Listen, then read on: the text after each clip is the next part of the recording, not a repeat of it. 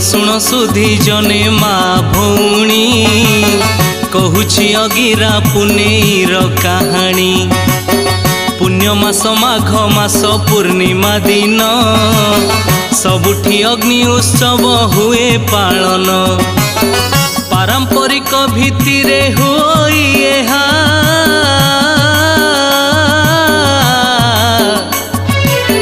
पूर्व पुरुषरु चालुथिला से जहा अग्नि देवतांकु नेई एही पर्वटी समाजरे जहार गुरुत्व रहिछि।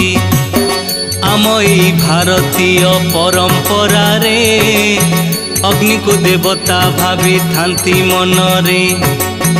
अग्नि एक एपरि देवता अटंती सबुठी सर्वत्र सिए बिरा।